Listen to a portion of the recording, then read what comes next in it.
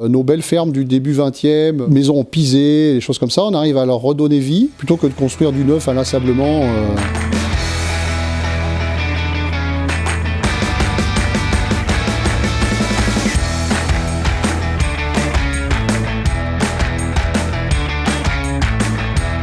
Alors ici on est à Novacelles, on est au bord de la rivière qui s'appelle la Dolore, on n'est pas très loin d'Arlan. Alors mon métier c'est charpentier, avec une formation de menuisier au départ, donc ça m'a amené naturellement vers la rénovation de maisons anciennes et la construction de maisons en saturbois. Ma spécificité c'est de redonner vie à des vieilles maisons en pisé, en pierre, là ce que j'appelle un peu la rénovation du patrimoine.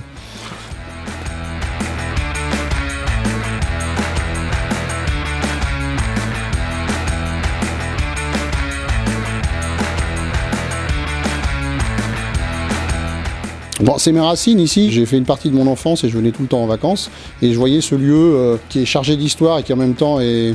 C'est un très bel outil, c'était un très bel outil qui était en train de s'abîmer en fait. Et donc j'ai décidé de racheter ça à ma famille et de le faire revivre. Et c'est retour à des vraies valeurs, c'est des vrais gens, des vrais clients, des vrais rapports humains dans un cadre préservé, naturel, sain. Voilà. Pour se réinstaller, j'avais déjà pensé le faire plusieurs fois, mais on m'en avait fortement dissuadé, pour plein de raisons économiques, sociales. Il faut de l'inconscience, hein, il faut que les planètes s'alignent, on l'a dit tout à l'heure, il faut, je sais pas, il faut le petit quelque chose, la petite conversation qui va bien.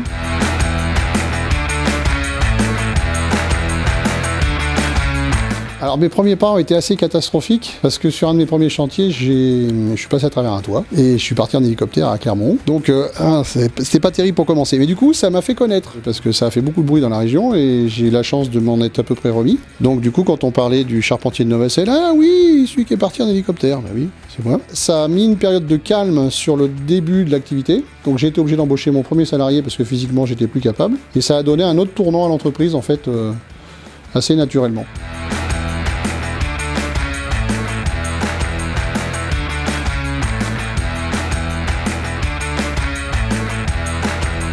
La plus grande fierté, c'est d'avoir réussi à sauver certaines maisons et à commencer à faire comprendre à des gens qu'ils avaient un patrimoine, qui n'en étaient pas conscients. Nos belles fermes du début 20e, maisons en pisé, des choses comme ça, on arrive à leur redonner vie, plutôt que de construire du neuf inlassablement, donc à ramener du confort, de la lumière, de la chaleur dans des maisons qui étaient quasiment à l'abandon.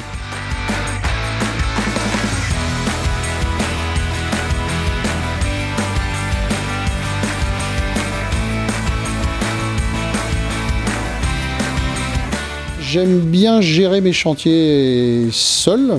Par contre, j'essaye de trouver de plus en plus de gens locaux qui ont les mêmes valeurs que moi, et j'en trouve. Hein. Il y en avait avant, il y en a qui arrivent, qui ont les mêmes valeurs d'isolation, d'écologie, de patrimoine. Et c'est assez agréable, du coup on peut mener des projets vraiment globaux, parce qu'on ne peut pas tout faire tout seul, avec des partenaires.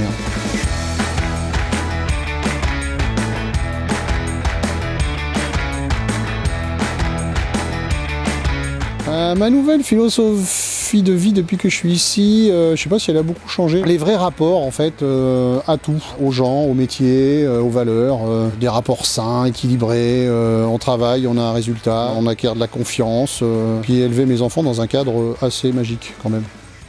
Le livre Adouave-Forez, pour moi, c'est un lieu qu'il faut découvrir. C'est une espèce d'îlot caché. Eh bien, il ne faudrait pas trop le découvrir du coup, parce que qu'on soit les seuls à l'avoir trouvé, ça serait bien. Mais un petit peu quand même, pour qu'on ait du travail.